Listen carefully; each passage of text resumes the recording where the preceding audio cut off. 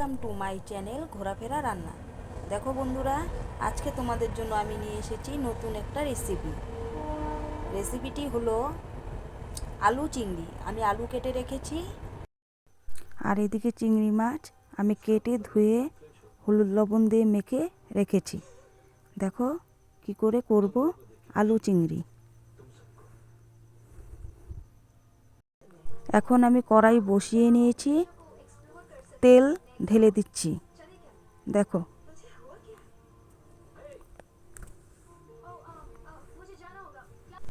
দেখো আমি আগে আলুটা ভেজে নেব।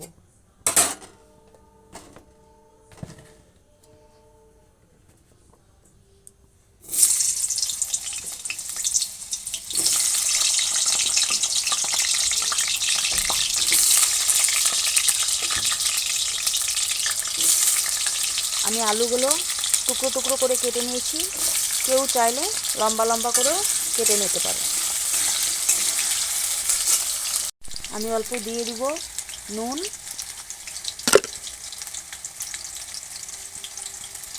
আর দিয়ে দিব অল্প হলুদ গুঁড়ো।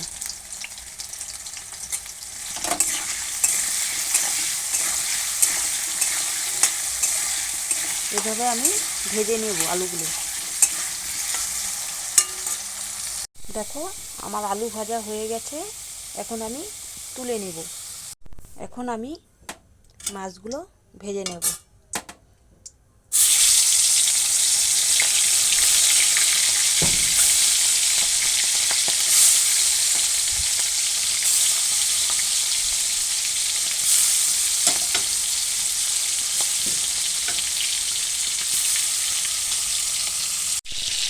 মাছগুলো উল্টে নেব।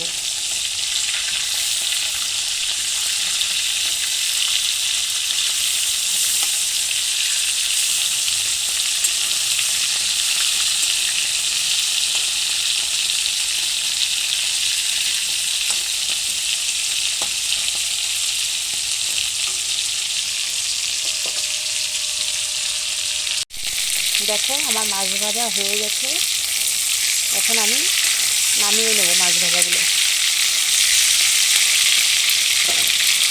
মাছ ভাজা নামিয়ে নিলাম।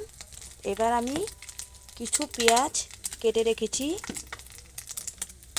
টুকরো টুকরো করে কেটে এগুলো আমি অল্প ভেজে নেব।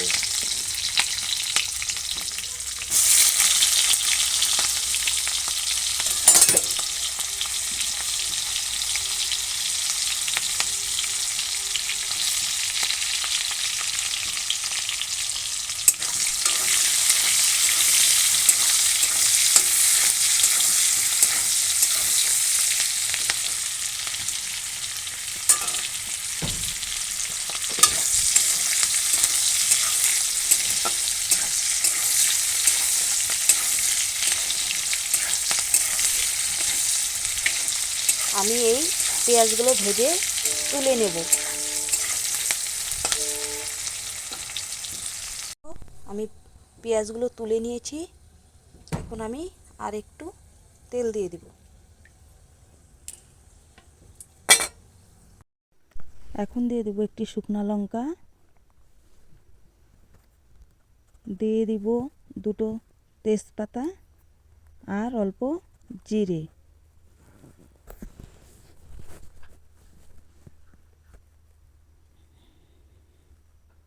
ভালো করে নেড়ে চেড়ে নেব।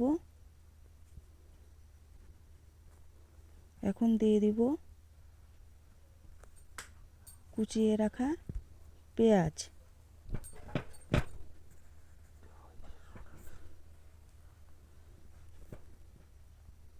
আবার ভালো করে নেড়ে চেড়ে নেব।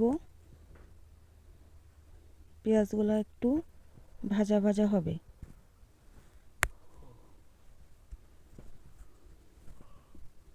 দেখো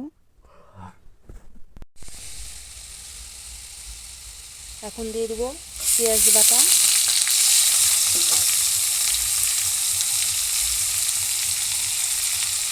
আদা বাটা,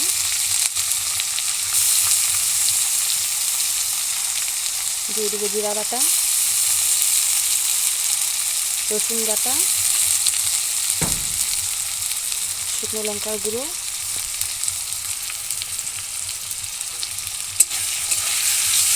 এই সবকটি উপকরণ একসাথে ভালো করে নেড়ে চেড়ে নেব।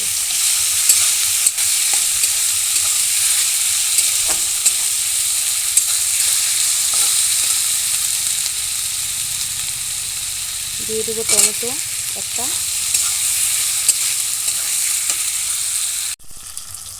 দিয়ে দেবো স্বাদ মতো লবণ, হলুদ গুঁড়ো,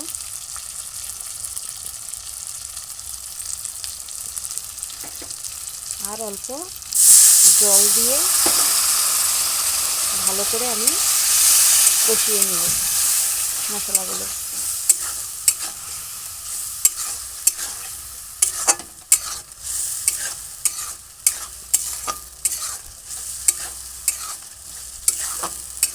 আমি এইভাবে ভালো করে মশলাগুলো কষিয়ে নেব।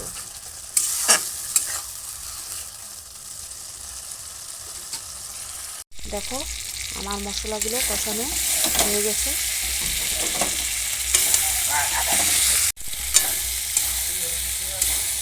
কষানো হয়ে গেছে খুব সুন্দর। এখন আমি পরিমাণ মতো জল দিয়ে দিব।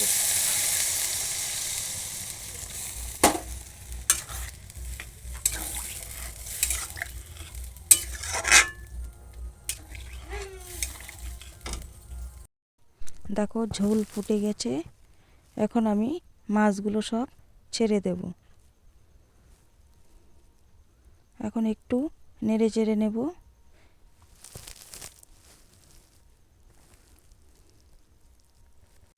দেখো বন্ধুরা, যে যেমন ঝোল খাবে সে তেমন ঝোলটা রাখবে। আমি অল্প অল্প রেখেছি।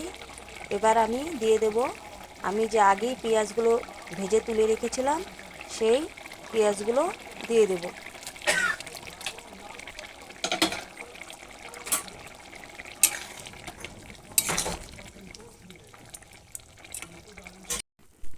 আর দিয়ে দিব কয়েকটি কাঁচা লঙ্কা।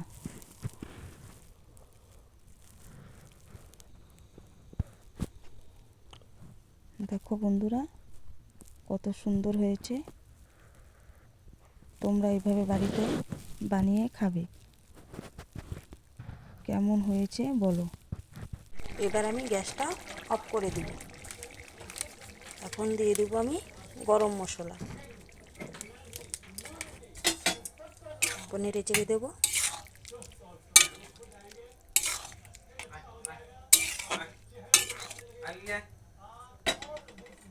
দেখো বন্ধুরা নামিয়ে নিলাম।